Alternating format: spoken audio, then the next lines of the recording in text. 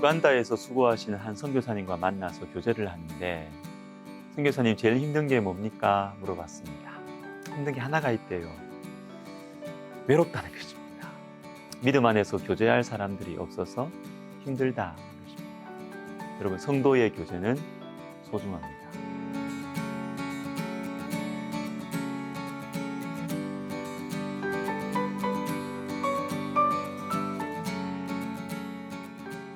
자, 오늘 한 가지만 생각해 보겠습니다. 교제의 축복입니다. 영적 공동체의 소중함입니다. 잠언 18장 1절과 2절을 보시면 무리에게서 스스로 갈라지는 자는 자기 소욕을 따르는 자라. 온갖 참지혜를 배척하느니라. 미련한 자는 명철을 기뻐하지 아니하고 자기의 의사를 드러내기만 기뻐하느니라. 자, 무리에게서 갈라지는 사람. 자기 의견만 드러내기만 기뻐하는 사람. 여러분, 한마디로 공동체를 소중하게 여기지 않는 사람이에요. 성도의 교제가 주는 축복을 모르는 사람이죠. 8절도 읽어드리겠습니다. 남의 말하기를 좋아하는 자의 말은 별식과 같아서 뱃속 깊은 데로 내려가느니라. 자, 다른 사람의 허물을 말하기를 좋아하는 사람은 공동체를 허무는 사람이에요. 그런데 재미가 있죠. 여러분, 이 남 험담하는 거 절제하는 거 쉽지 않습니다. 근데 교회에서 이런 일들이 많이 일어나요. 마음이 맞는 사람들끼리 모여가지고 다른 사람의 험담을 합니다. 교회에 대한 이 부정적인 말을 막 계속 하면서 이렇게 퍼뜨리는 것이죠.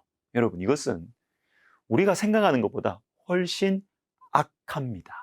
하나님의 집인 교회를 무너뜨리는 매우 안 좋은 것이에요. 로마서 1장 28절과 29절을 제가 읽어드리겠습니다.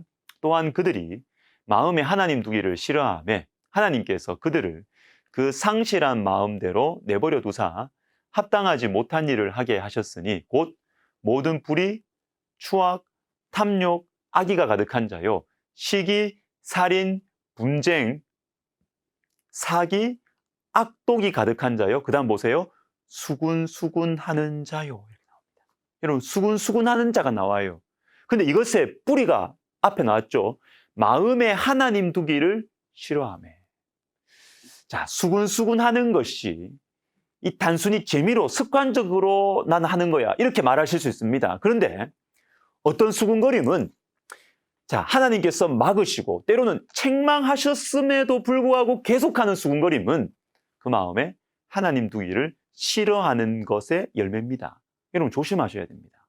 공동체를 세워가는 것, 성도 간의 교제를 지켜가는 것은 매우 중요한 일입니다. 시편 133편은 성도의 교제 가운데 성령의 역사가 일어난다고 말합니다. 보라, 형제가 연합하여 동거함이 어찌 그리 선하고 아름다운고 머리에 있는 보배로운 기름이 수염 곧 아론의 수염에 흘러서 그의 옷깃까지 내린 것도다.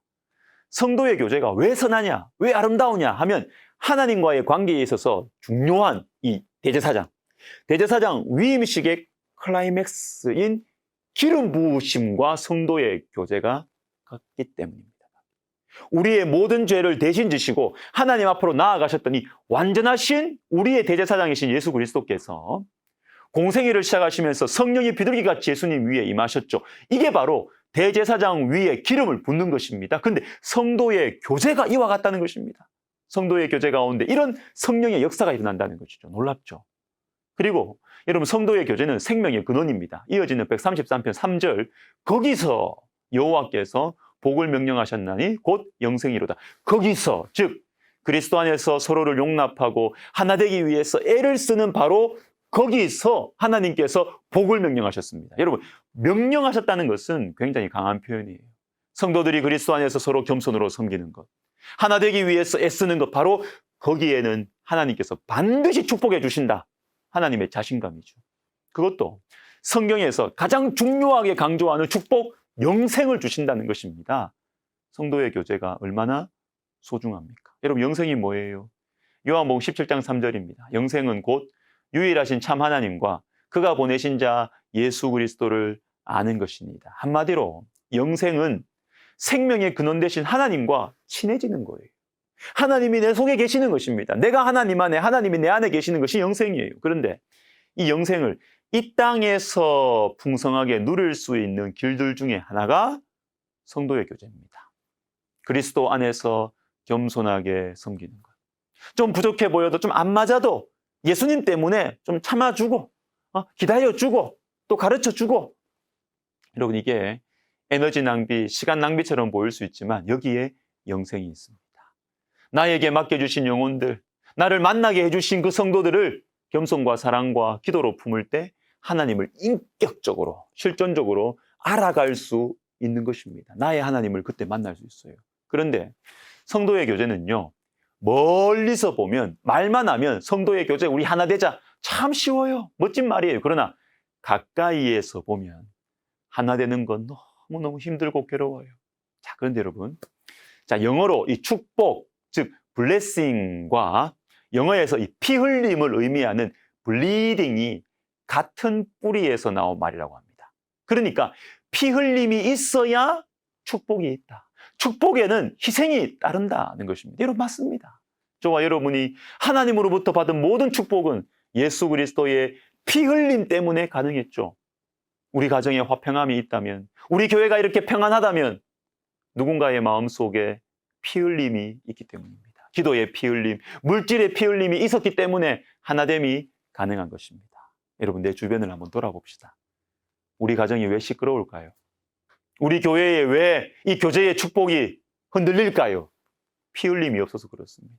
옳은 말들을 많이 하지만 예수님의 십자가를 가슴에 품고 연약한 영혼, 부족한 영혼을 품어주는 피 흘림이 없기 때문에 그래요. bleeding, 피 흘림이 없으면 blessing, 축복이 없습니다.